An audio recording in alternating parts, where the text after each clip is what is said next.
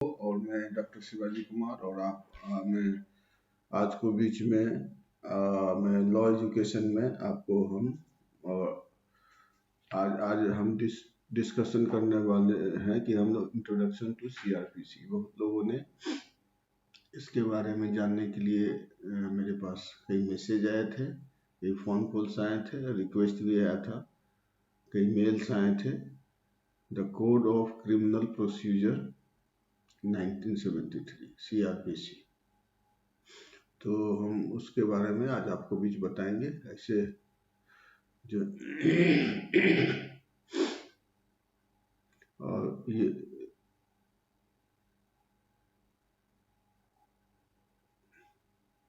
जैसे कि लॉ जो है दो भागों में बांटा गया है। एक होता है सब्स्टिट्यूशन लॉ, एक होता है प्रोसीजरल लॉ।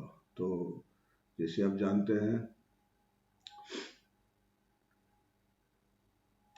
जैसे कि जो है सब्स्टिट्यूशन लॉ को हम लोग मौलिक विधि बोलते हैं और प्रोसीजरल लॉ को प्रक्रिया विधि बोलते हैं।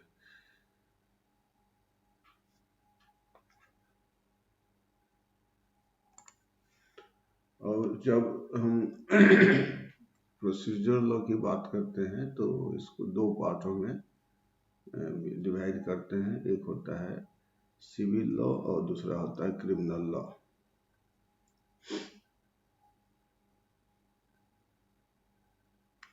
सिविल लॉ में हम लोग अभी तक पढ़ते आए हैं कि हम लोग अधिकार और रेमेडीज, उसके राइट्स, क्या लॉ का वायलेशन कहाँ हुआ है, उसके रेमेडीज क्या है, वो हम लोग सिविल लॉ में पढ़ते हैं।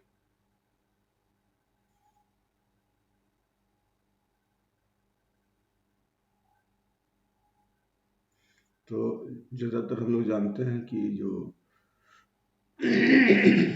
सीपीसी यानी सिविल प्रोसीजर लॉ में दो पक्षकार होते हैं। एक प्लेंटिफ या वादी होते हैं, दूसरा रेस्पोंडेंट और डिफेंडेंट, वादी और प्रतिवादी। पहले प्रतिवादी होते प्लेंटिफ होते हैं या कंप्लेनर हुआ, या जो वर्सेस जो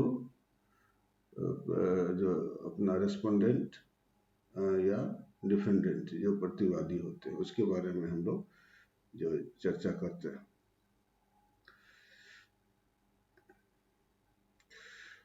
और क्रिमिनल लॉ में हम लोग ज़्यादातर जो है दंड की जो है मांग करते हैं। जो भी रहता है वो दंड की, और इसका पक्षकार जो होता है केवल होते हैं, और प्लेंटिफ जो होते हैं वो सरकार की तरफ से, स्टेट की तरफ से किया जाता है।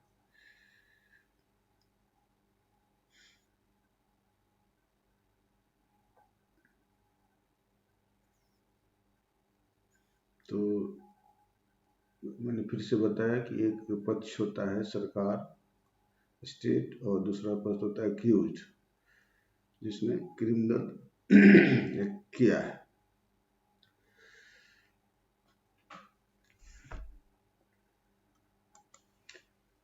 क्योंकि जो क्राइम जो होता है वो समाज के अगेंस्ट होता है, तो उसके जो प्लेंटिफ होते हैं वो सरकार या स्टेट होते हैं।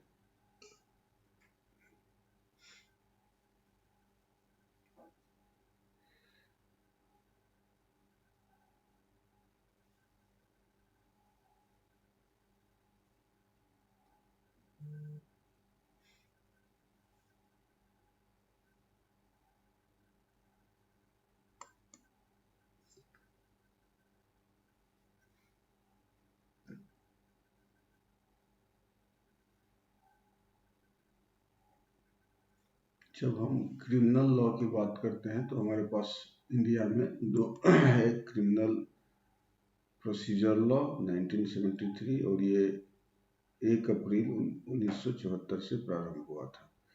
और दूसरा आईपीसी, इंडियन पेनल कोड, जो 1860 है, और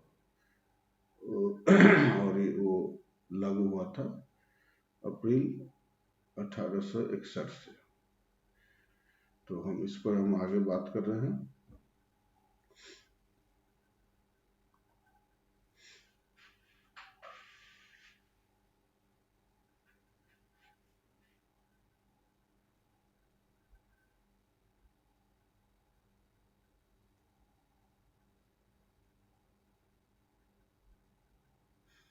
तो हम आगे बताएंगे कि सबसे पहले कौन सी सीआरपीसी पहले लागू थी और बाद में और कौन सा आ, उसमें क्या क्या लागू हुआ और इसका लेटेस्ट जो अमेंडमेंट हुआ है 2018 में, जब इससे पहले जो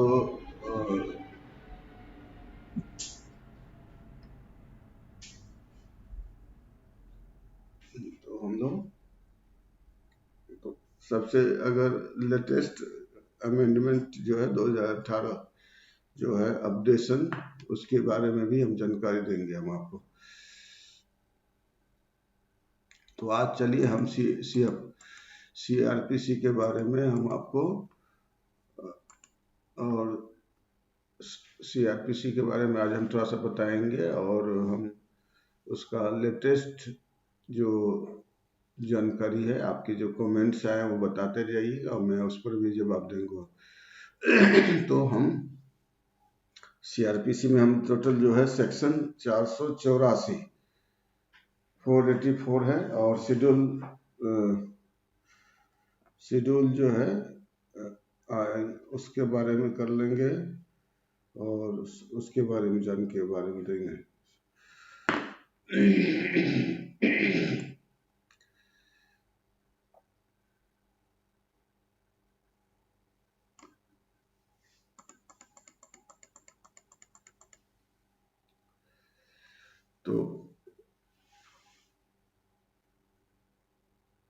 तो हम जानते हैं कि आईपीसी 1860 का कानून बना था इंडियन पेनल कोड, लेकिन जब भारत स्वतंत्र हुआ तो हमारा भारत जो है विभिन्न प्रोविंसीज में, स्टेट में जो हमारा फेडरल सिस्टम है, तो हम लोग यहाँ ज़रूरत हुई एक प्रोसीजरल लॉ की कि यहाँ भी सीपीसी के तहत जो है सिविल प्रोसीजर कोड के तहत क्रिमिनल प्रोसीजर कोड की मांगे उठी कि वहाँ बनना चाहिए।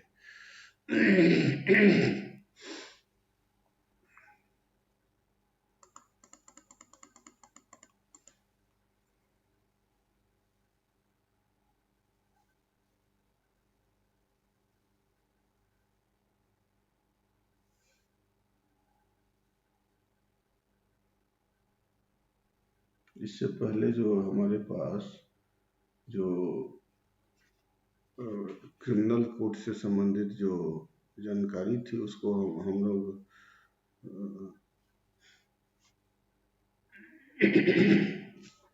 1852 में एक कानून बना था,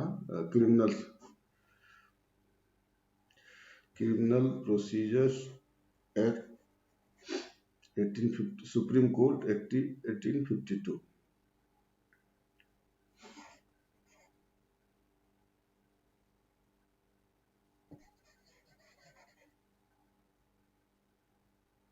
दूसरा 1865 में high court criminal procedure law, एक supreme court criminal procedure law 1852 में आया था और हाई कोर्ट जो है क्रिमिनल प्रोसीजर लॉ 1865 में आया था। क्योंकि हमारे उस समय इंडिया जो है बहुत सारे प्रोविंसेस में डिवाइड थे, छोटे छोटे हैं, तो इसके लिए अलग अलग जो है बनाना है। तो 1973 जो है का जो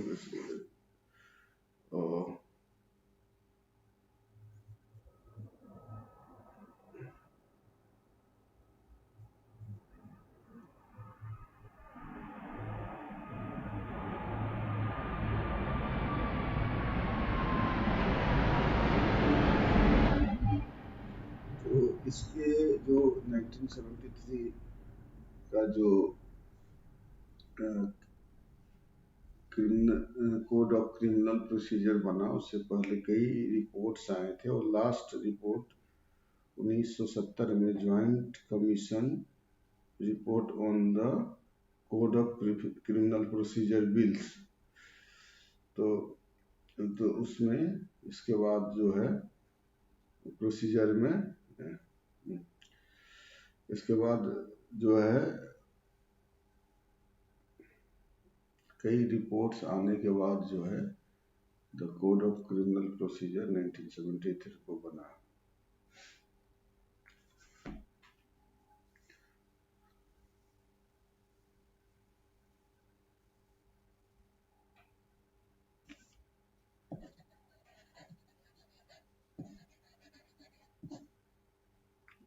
और हम इससे पहले हमारा 1898 1898 की सीआरपीसी कोड को जो 1973 का जो है सीआरपीसी उसने बदला है। ये बाकी हम थोड़ा सा जानकारी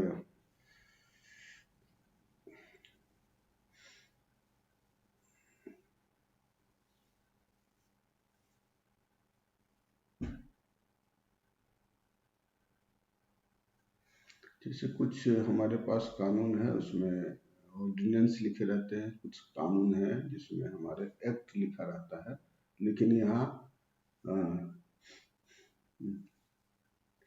और बहुत जगह जो है हमारे कोड जो है बात एक्ट के बदले में कोड को डिफाइन किया जाता है।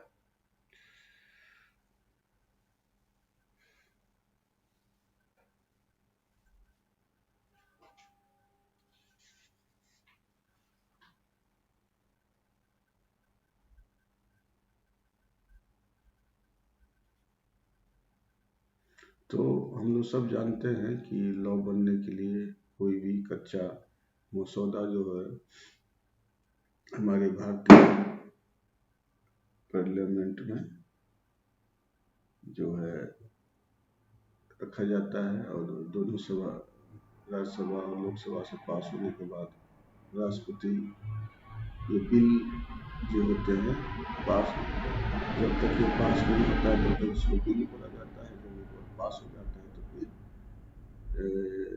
राष्ट्रपति को मंजूरी मिलने के बाद जो है वो कोई कानून बन जाता है। तो ये हमारा जो है इनएक्टमेंट, इसी को बोलते हैं इनएक्टमेंट, मतलब कैसे कानून बनना है वो सारी प्रक्रिया जो है हमारे कानून में दी गई है।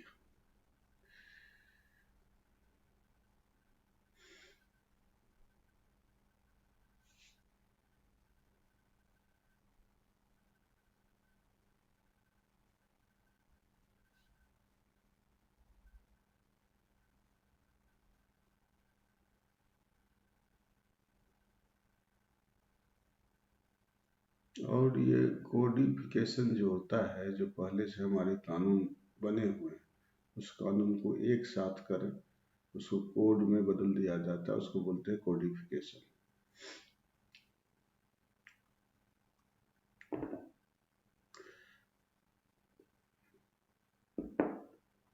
तो ये जो अपना रखो कोड ऑफ क्रिमिनल प्रोसीजर 1973 आया है, इसी तरह वेरियस कमेटी की रिपोर्ट के आधार पर एक साथ करने के बाद इसको हम लोग इसमें लाए हैं।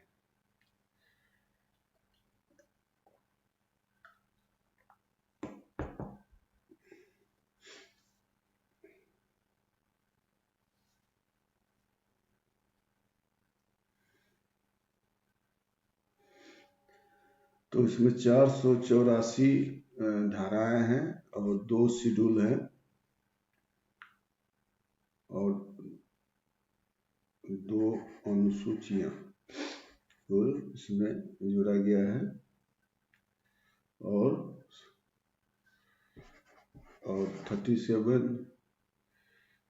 37 चैप्टर में ये डिवाइडेड है। तो ये बात जानने की बहुत ज़रूरी है कि 484 सेक्शंस है, 2 शेड्यूल्स है और 37 चैप्टर्स है।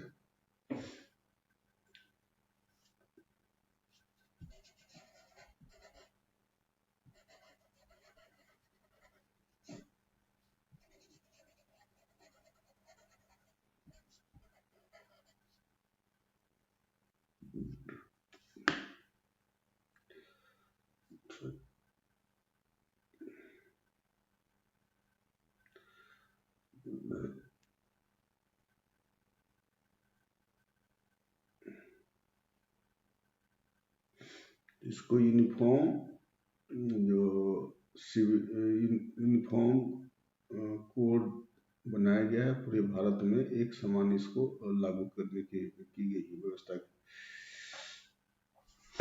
पहले अलग तरह के न्याय की व्यवस्था थी, और अब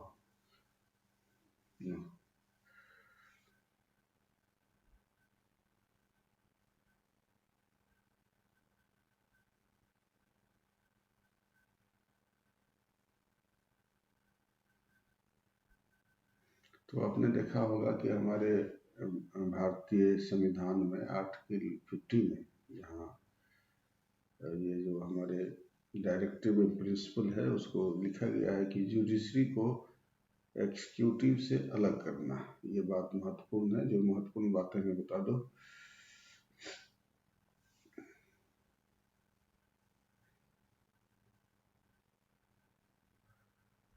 तो ये जो हमारा सीआरपीसी में 1973 में एग्जीक्यूटिव और जुडिशरी के पावर को सेपरेट कर दिया गया।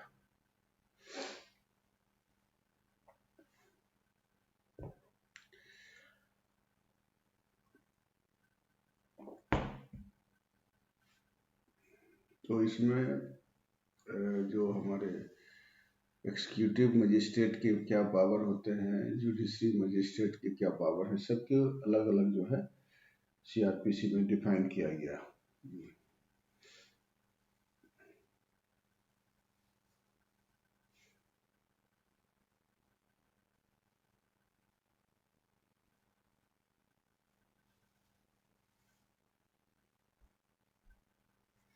और जितने भी जुडिशियल मजिस्ट्रेट होते हैं वो हाई कोर्ट के नियंत्रण में अपने कार्य करते हैं, साधारण पावर के साथ।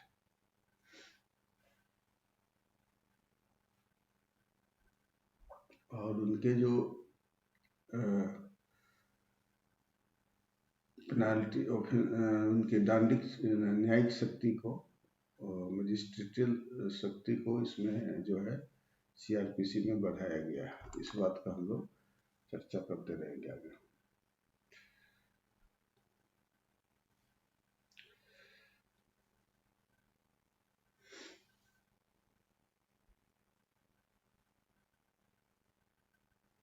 तो इसमें जो जिसकी 1 मिलियन से ज़्यादा पॉपुलेशन होती है, मेट्रोपोलिटन एरिया बोला जाता है, हर चीज़ के बारे में दिया हुआ था। हम चलते हैं आपको सीआरपीसी का चैप्टर 1 में, जहाँ सभी जानते हैं कि कोई भी कोड बनता है, कोई कानून बनता है, तो उसमें प्रिलिमिनरी होते हैं, जहाँ पर शॉर्ट टाइटल्स उसके और कमेंसमेंट होते हैं।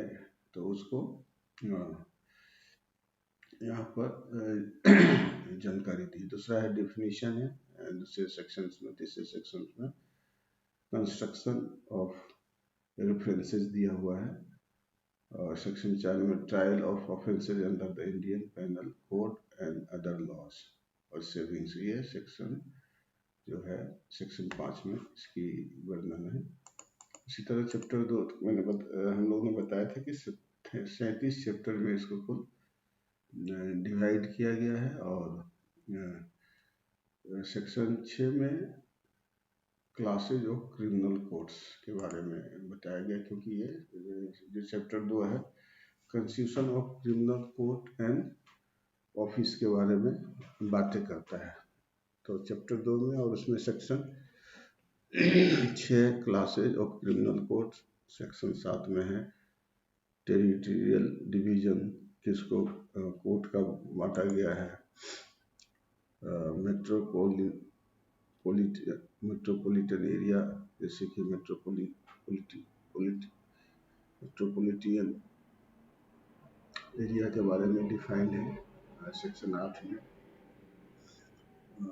इस पॉपुलेशन के आधार पर। इसके बाद कोर्ट ऑफ सेशंस सेक्शन 9 में है, सेक्शन 10 में है सबऑर्डिनेट ऑफ असिस्टेंट सेशन जज के बारे में बताया है। और सेक्शन 11 में कोर्ट्स ऑफ जुडिशियल मजिस्ट्रेट के बारे में जानकारी दी है। सेक्शन 12 में chief judicial magistrate and additional chief judicial magistrate के बारे में बताया गया है। सेक्शन 13 में स्पेशल जुडिशियल मजिस्ट्रेट के बारे में बताया गया है। सेक्शन 14 में लोकल जुडिक्शन ऑफ जुडिशियल मजिस्ट्रेट क्या होगा। सेक्शन 15 में सब ऑर्डिनेशन ऑफ जुडिशियल मजिस्ट्रेट क्या होगा। सेक्शन 16 में कोर्ट्स ऑफ मेट्रोपोलिटन मजिस्ट्रेट के बारे में बताया गया है। सेक्शन 17 में चीफ मेट्रोपोलियन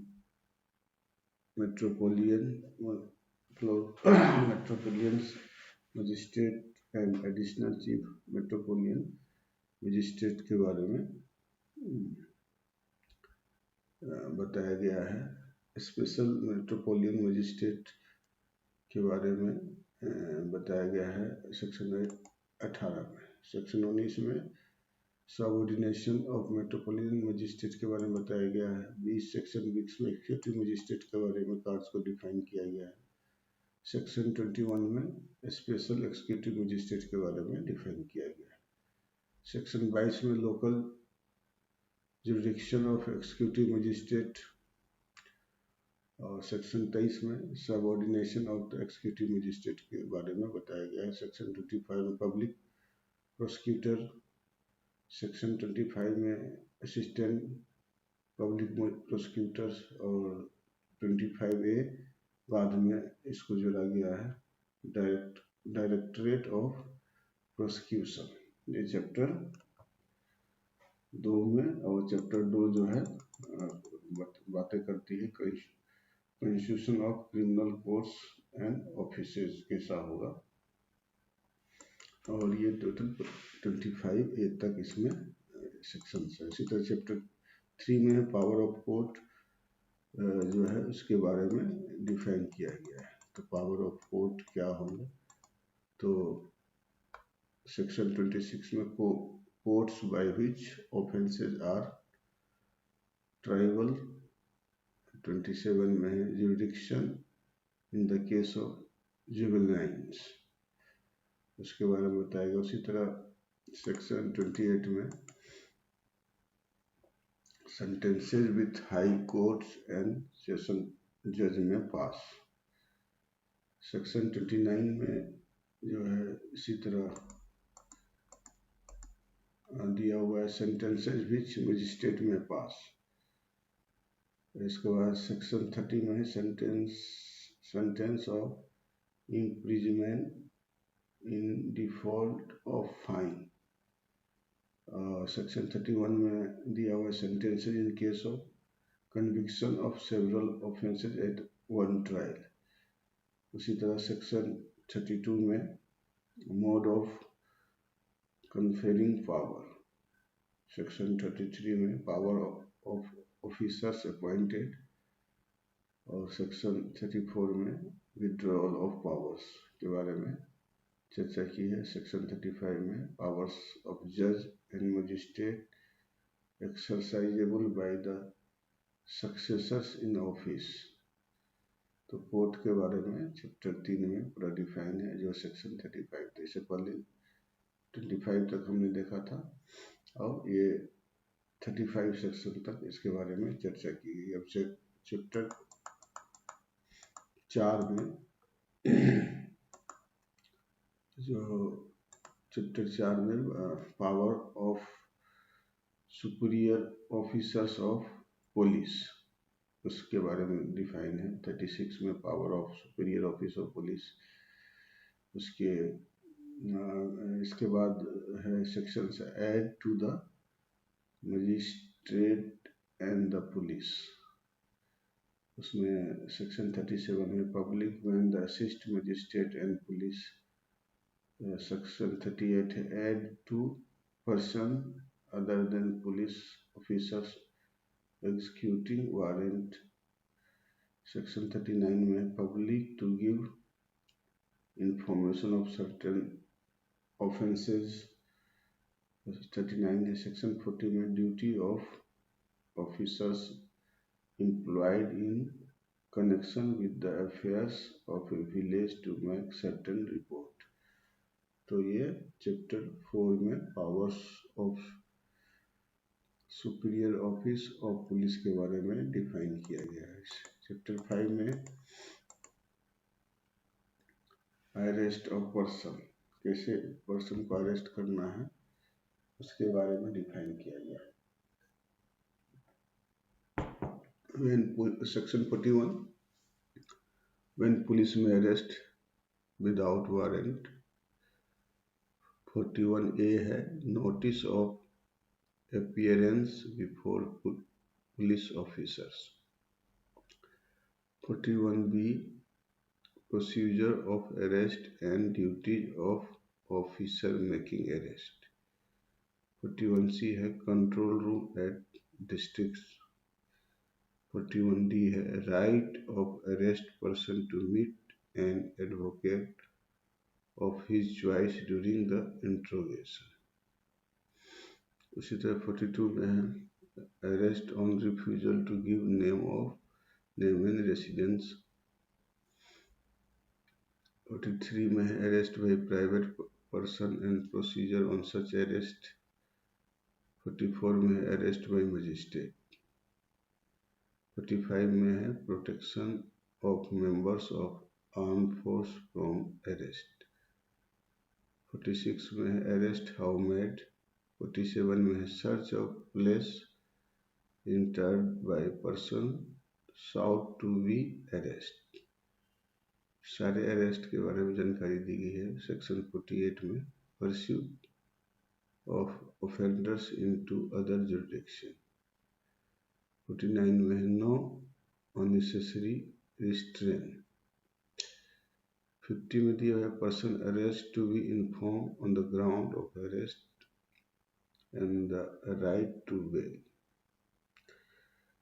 50A में दिया गया है obligation of person making arrest to inform about the arrest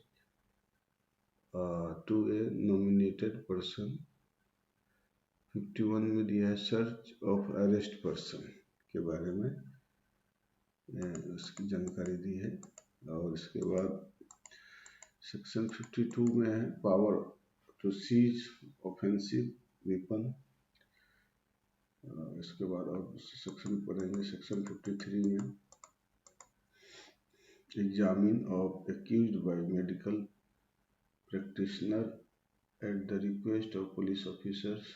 53A में है examine of person accused by rape by medical practitioner.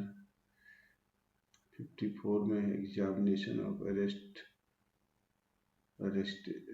by person by medical officer। 54A है identification of person arrested। 55 में दिया हुआ section of procedure when police officer depute subordinate to arrest without warrant। 55A है health and safety of arrested person। 56 में person arrested to be taken before magistrate or officer in charge of police station।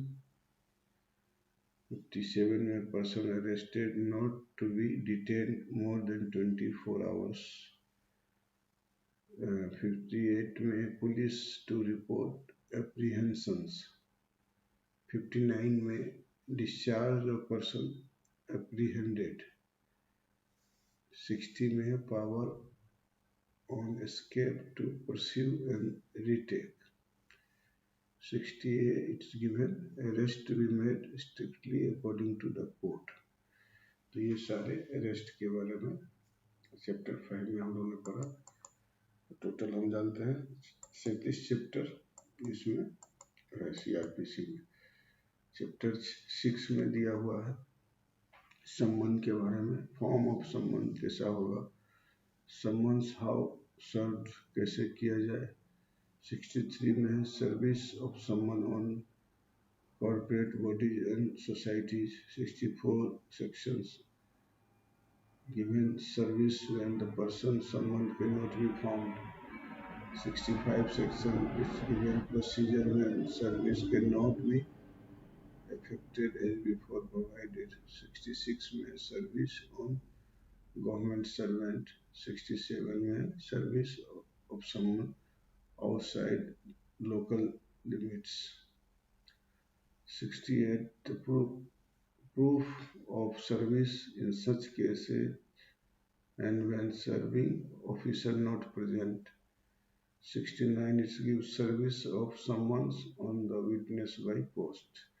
तो ये समन के बारे में दिया है और वारंट ऑफ अरेस्ट उसके बारे में है starting from section 70 form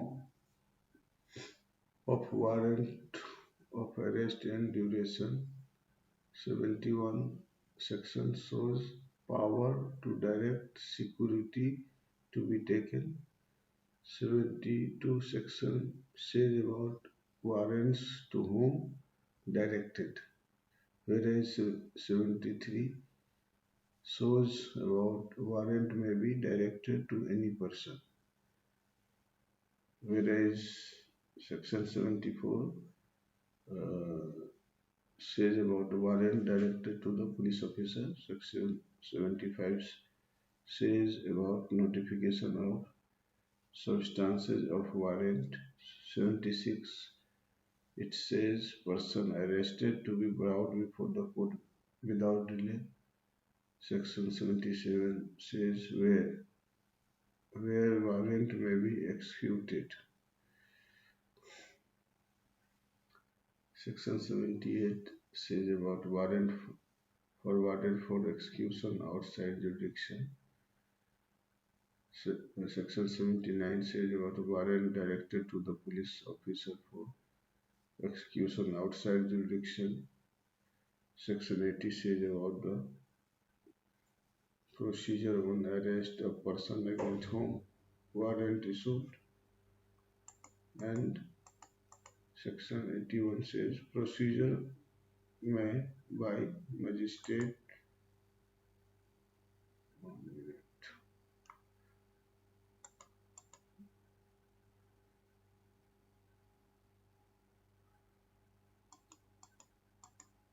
Yes, procedure by magistrate before whom such person arrested is brought. And then, so in 82, proclamation of person absconding, attachment of property, person absconding, claim and objection to attachment. Then it says 85, release, sale and restoration of attached property. 86 says about appeal from order rejecting application for restoration of attached property. Whereas other section says about other rules regarding processes. 87 says issue of warrant in lieu of or addition of summons. 88 section says power to take bond for appearance. 89 section tells about the arrest on breach of bond for appearance. Section 90 says the provisions of this chapter generally applicable to summons and warrant of arrest. So above it was the summons, warrant and arrest. Now chapter 7, we are in chapter 7. It says about processes to compel and production of things. So summons, section 91, 92 about the summons of procedure, whereas search warrant is given section 93 to 98. Whereas general provisions relating to the search is given 99 to 101. And under miscellaneous, it's given like 102 section power and policy officers to seize certain property.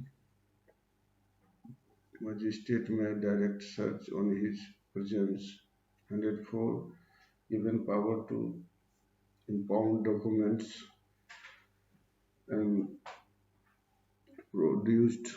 105 tells about the reciprocal arrangement regarding the process.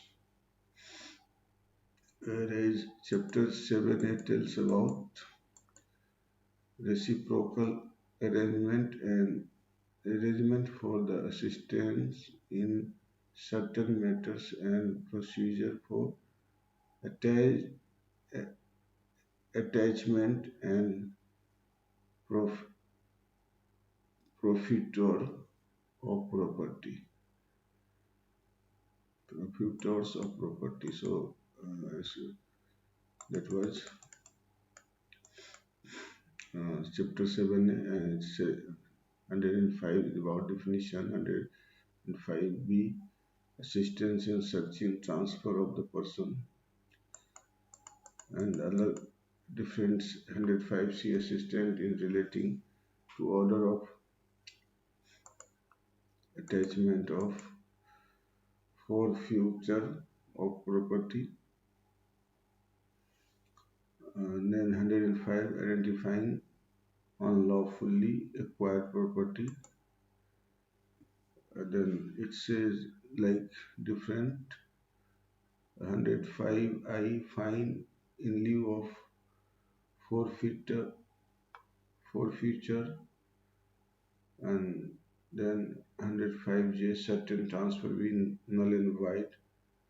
105K procedure in respect of letter of request. 105L application of this chapter. So chapter 7 all tells about the reciprocal arrangement for assistance in certain matters and procedure for attachment and forfeiture of property. So उम्मीद है कि आपको जो है ये जानकारी मिल रही होगी। थोड़ा सा समझने में अगर दिक्कत है तो आप कमेंट बॉक्स में जाके इस पर चर्चा कर सकते हैं। तो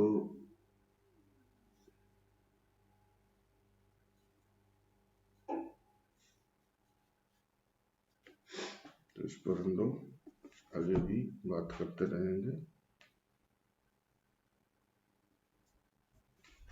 कि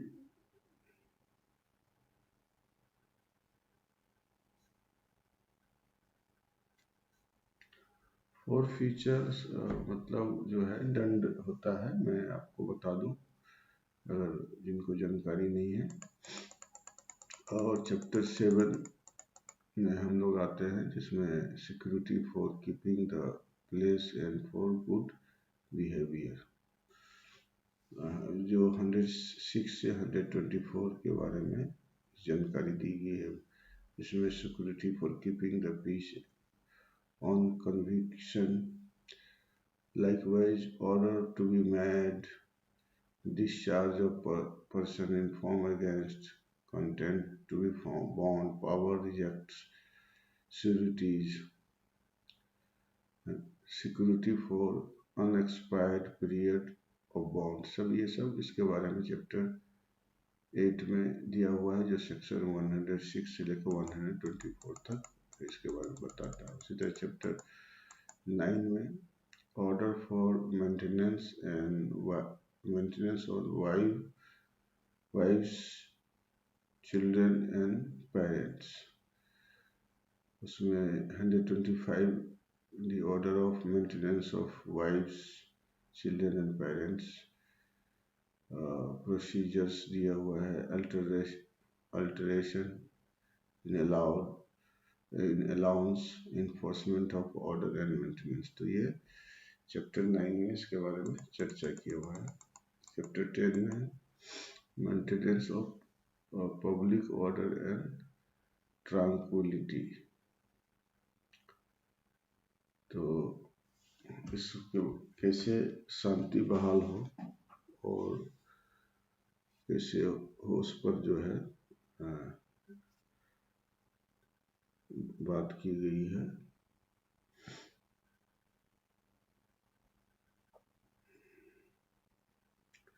तो इसके लेकर हम अनलॉफुल असेंबलीज के बारे में चर्चा की गई है।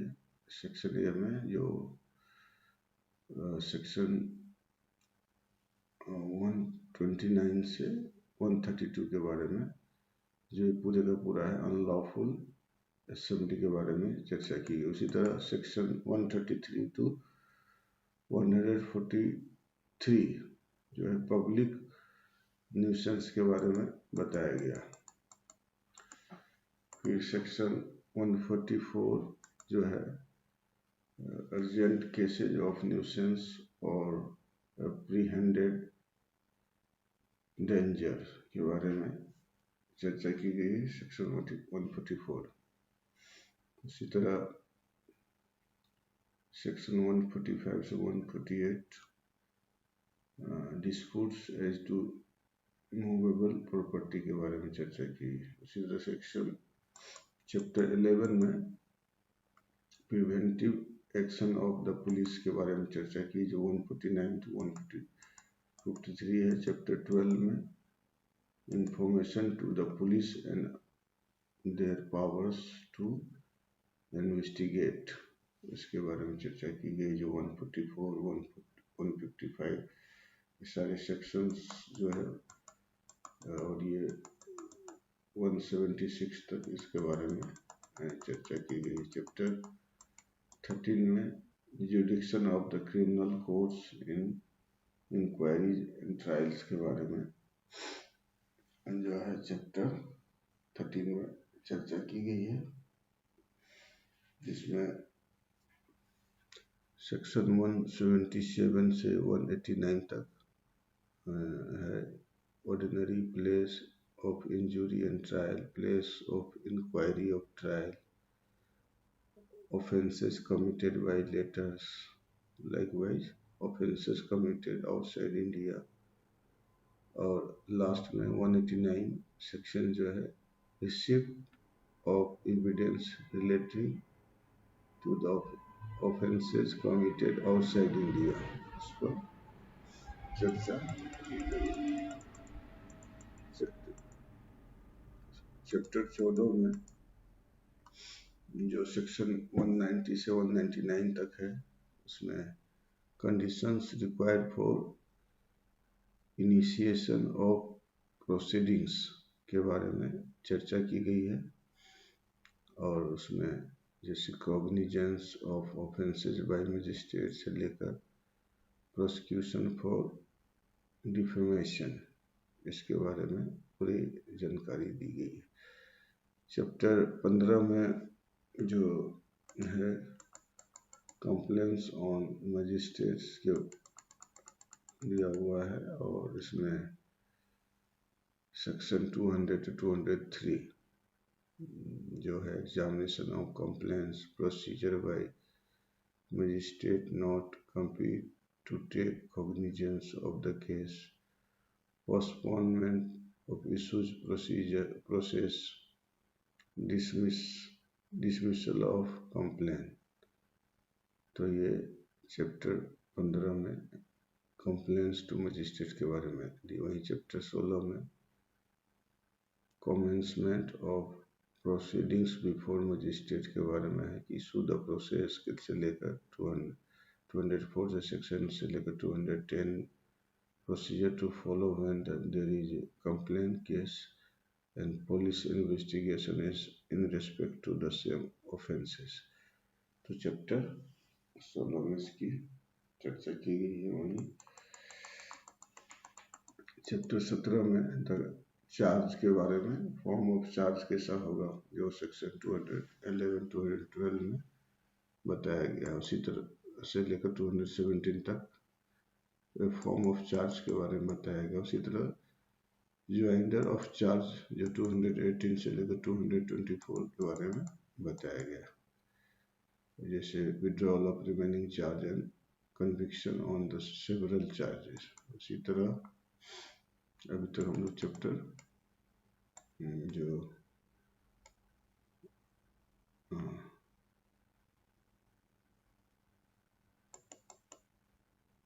चार से हम लोग 17 बार आए थे, जो इसके बाद हम चैप्टर 19 में आते हैं, जो trial of warrant case by magistrates. उसमें सेक्शन 238 से लेके 243 तक बताया गया है। Cases instituted on the police reports के बारे में जानकारी दी गई है। और सेक्शन 244 से लेकर 247 जो है वो cases instituted otherwise than on police report के बारे में बताएगी। उसी तरह कंक्लूजन ऑफ ट्रायल जो है 248 से लेकर 250 तक इसमें बताई गई। उसी तरह चैप्टर 20 में trial of summons cases by magistrate के बारे में सेक्शन 251 से लेकर 259 तक दिया गया है कि विड्रॉल ऑफ कंप्लेंट्स कैसे हो गया, power to stop proceeding centre case. तो trial of summons cases by magistrate जो है इसमें चैप्टर 20 में दिया गया है। उसी तरह चैप्टर 21 में समरी ट्रायल्स के बारे में, जिसमें सेक्शन 260 से 265 जो है पावर ऑफ ट्राई समरी और language of record and judgement तक जो है चैप्टर 21 समरी ट्रायल्स के बारे में जानकारी दी गई है सीआरपीसी के अंतर्गत। तो मैं बता दूं कि हम लोग आज सीआरपीसी की अलग अलग धाराएं पर हम लोग ये वीडियो बना रहे हैं और आपको जानकारी दे रहे हैं। चैप्टर जो 21A में है प्लिया बार्गेनिंग के बारे में दिया गया है। सेक्शन 265 से लेकर 265L ए से लेकर एल तक है, जिसमें application of the chapter application for plea bargaining guidelines for mutually satisfactory disposition, report of the mutual satisfactory disposition to be submitted before the court, disposal of the court case, judgment of the court, finally of the judgment, power of the court in plea bargaining, non-application of the chapter. So अब chapter 22 22 number में दिया हुआ है attendance of person confined और detain in person. तो confined और detained person है, तो उसके बारे में चर्चा की गई, जिसमें 266 से लेकर 271 जो है power of to required attendance of prisoners से लेकर prisoners to be brought in the court custody, ये सब के बारे में चर्चा की गई है। चैप्टर 23 में evidence in inquiries and trials के बारे में है। 272 लैंग्वेज ऑफ कोर्ट कैसा होना चाहिए, रिकॉर्ड ऑफ हाई कोर्ट क्या होना चाहिए। 272 से 283 तक जो है mode of taking and recording the evidence के बारे में चर्चा की है। वहीं पर 284 से 291A और 299 तक जो है ये बताया गया है। Commission for examination of witness के बारे में ये विशेष जानकारी दी गई है। वहीं चैप्टर 14 में 24 में 24 में general provisions as to inquired and trials के बारे में जानकारी दी, जो 300 से लेके और 327 तक है दिया हुआ है, जैसे कि कोर्ट कब ओपन होगा और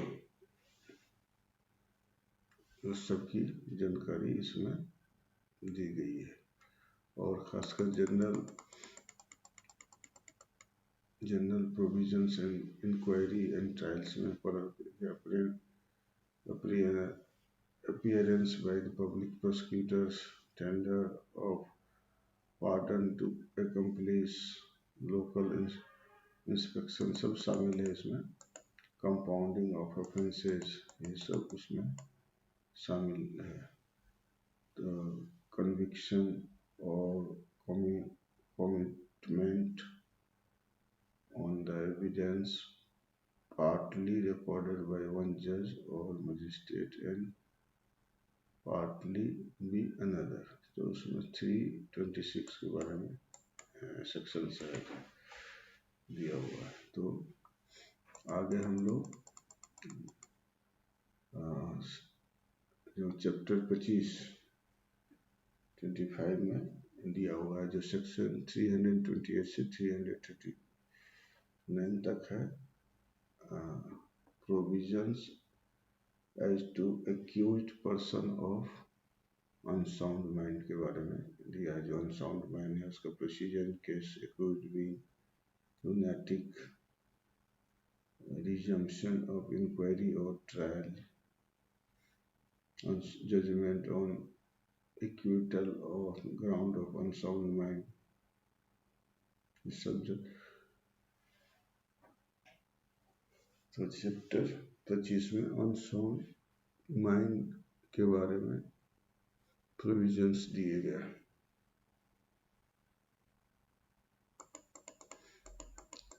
चैप्टर 26 में provision as to offences affecting the administration of justice 342 352 इसमें दिया हुआ है। Procedure in case of mention section 195, power to order cost, summary procedures for punishment for non-attendance by the witness in obedience to someone। ये सारी चीज़ों का इसमें provisions दिए गए हैं। चैप्टर 26 में provision as to offenses affecting the administration of justice।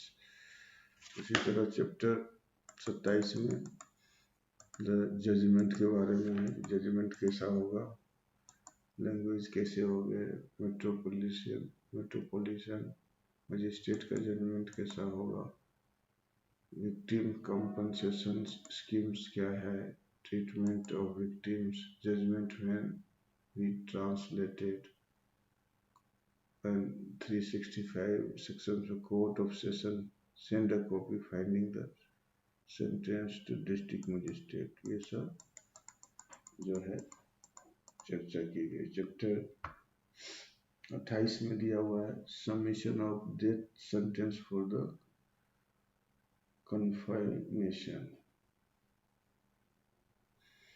That means submission of death sentence for confirmation के बारे में चैप्टर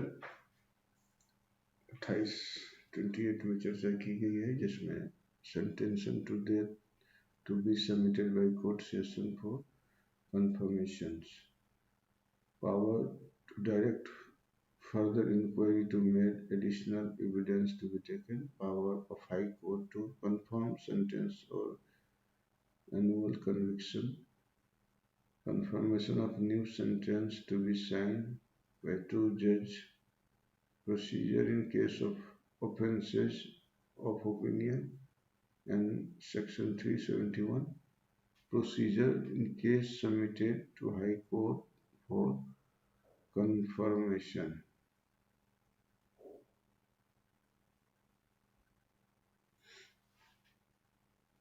नेक्स्ट है चैप्टर 29 अपील्स के बारे में दिया हुआ है कि सेक्शन 372 तो 394 की अपील्स के बारे में कैसे कैसे अपील करना है उसके बारे में दिया है। Power of the appellate court क्या है, judgement of subordinate appellate court, order of high court on the appeal of certified to the lower court, सब जो है जानकारी 29 चैप्टर में दी गई है। चैप्टर 30 में reference and revisions, reference to high court, disposal of case according to decision, ये section 395 से लेकर 405 तक, high courts order to be certified to the lower court total दिया हुआ। इसी तरह चैप्टर 32 में ट्रांसफर ऑफ क्रिमिनल केस के बारे में दिया हुआ है। Section 406 to 412 power of supreme court to transfer case and appeals, power of High Court to transfer case and appeals, power of Session Judge to transfer cases and appeal, withdrawal of case and appeals by Session Judge, withdrawal of case by Judicial Magistrate, making over the withdrawal of case by Executive Magistrate, respond to be recorded. Yes, 406 से लेकर 412 तक इसकी sections में जानकारी दी। इसी तरह 32 sections में दिया हुआ है, सॉरी चैप्टर में execution, suspension,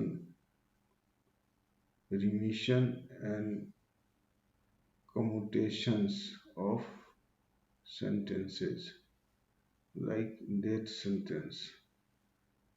Chapter 4, section 413 to 416 death sentence के बारे में बताया गया है। ये चैप्टर 32 CRPC में है कि execution of order passed under section 368, execution of sentence, death passed by High Court, postponement of execution of sentence of death in case of appeal to Supreme Court, postponement of capital sentence on the pregnant woman, ये सब death sentence का दिया हुआ है। इसके बाद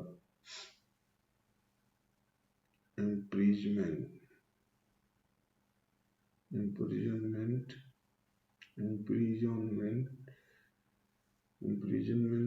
के बारे में दिया हुआ है। सेक्शन 470 to 420 imprisonment के बारे में दिया। Power to appoint, the place and details जो है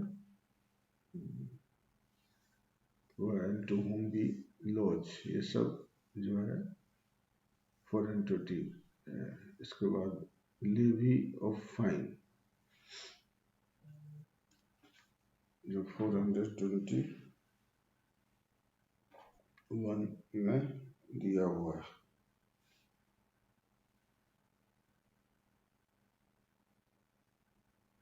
जैसे कोई उगाही करता है लेवी ऑफ फाइन, तो उस 421 में warrant for levy of fine, 420 effect of such warrant, 423 warrant for levy of fine issued by court in any territory to which this court does not extend, 424 suspension of execution of sentence of imprisonment। इसी तरह section 425 to 431 में दिया हुआ है general provisions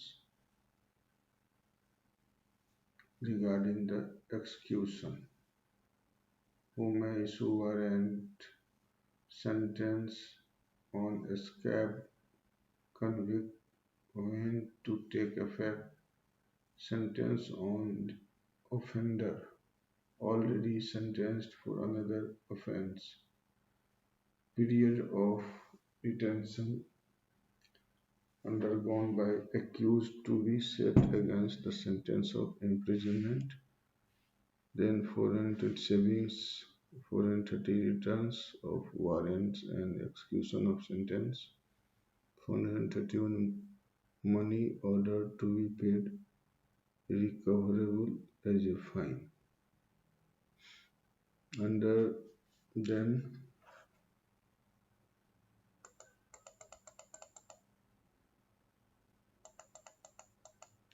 section 432 to 435, it tells about the suspension, remission and commutation of sentences. A power of suspend or remit sentence, power to commute sentence.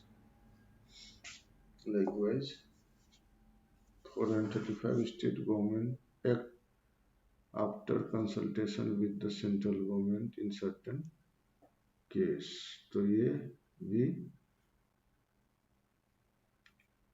इसमें दिया हुआ है। तो ये कम्यूट करना के बारे में जानकारी दी गई है। चैप्टर 33 में है provision as to bail and bonds. ये महत्वपूर्ण है कि 436 में दिया हुआ है कि in what case the bail to be taken, 436 a maximum period for which and under trial prisoner can be detained, 437 when bail may be taken in case of non-bailable offence, 437 a bail to required accused appear before the appellate court, direction for the ground of bail to the person apprehending arrest, a special power of High Court or Court of Session regarding bail, amount of bond and reduction thereof, bond of accused and sureties, declaration by sureties, discharge from custody। ये सब जो है 436 से लेके 450 तक इसके बारे में चर्चा की हुई। Chapter 34 disposal of property, 451 to 459, इसमें जानकारी दी गई है order for custody and disposal of property pending trial in certain cases, order for disposal of property at conclusion of trial, payment to innocent purchaser of money found on accused, appeal against order section 452 or section 453, and destruction of libelous and other matters, power restore possession of immovable property, procedure by police upon siege of property, procedure when the claimant appear with 6 months, power to sell perishable property। तो ये chapter 34 में disposal of property के बारे में जो 451 से लेकर 459 section तक सीआरपीसी में दिया गया है। उसी तरह 35 चैप्टर में इरेगुलर प्रोसीडिंग्स के बारे में जानकारी दी गई है 460 से लेकर 466 तक. Like 466 says about irregularities which do not vitiate proceeding. तो ये जानना है.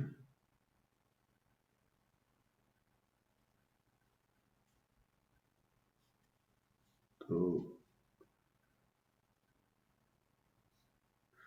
vitiate जो है इसके बारे में दिया हुआ है. Irregularity when do not vitiate proceedings. जो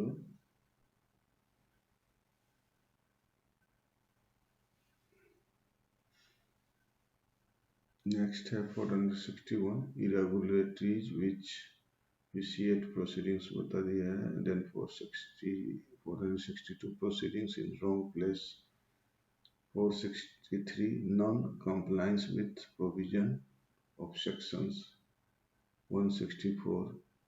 Likewise, chapter 36 में जो दिया हुआ है limitation for taking cognizance of certain offences.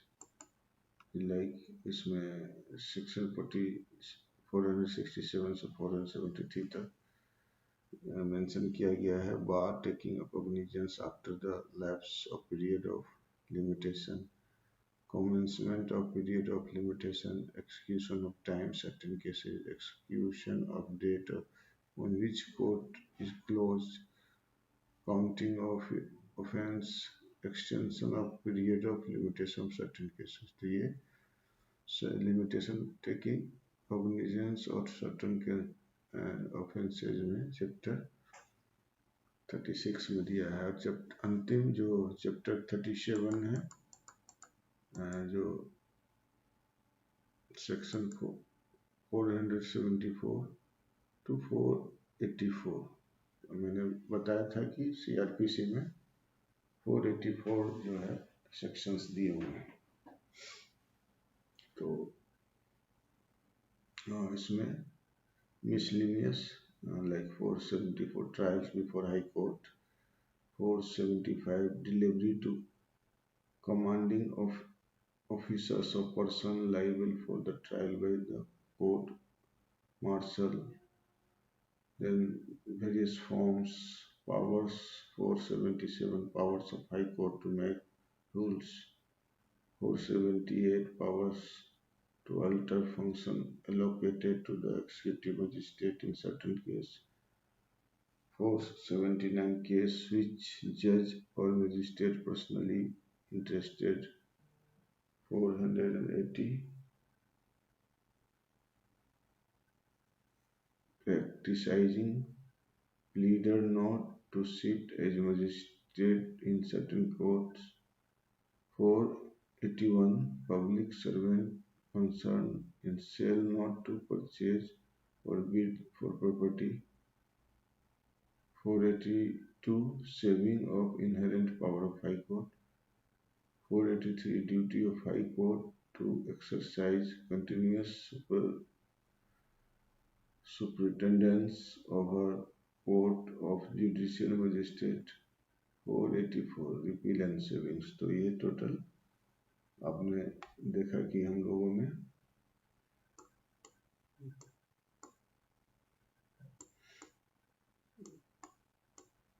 CrPC के बारे में ब्रीफ आप लोग को जानकारी दी है कि सीआरपीसी जो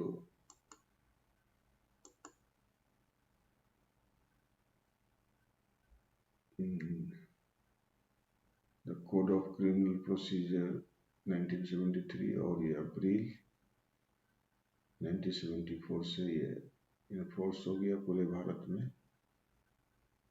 और मैं बताए थे कई इस पर बैठक हुई, कई अलग अलग कोड बने हुए थे हमारे लॉ में, सबको जोड़ के इसको फिर से एक नया जो बहुत प्रभावी सीआरपीसी बनाया गया. तो इसी के साथ उम्मीद करते हैं कि आपको सीआरपीसी के बारे में जो 484 सेक्शंस हैं उसके बारे में जो जानकारी आपको मिली होगी। अभी इस पर हर अलग अलग सेक्शंस पर अलग हम आपके साथ मुखातिब होंगे।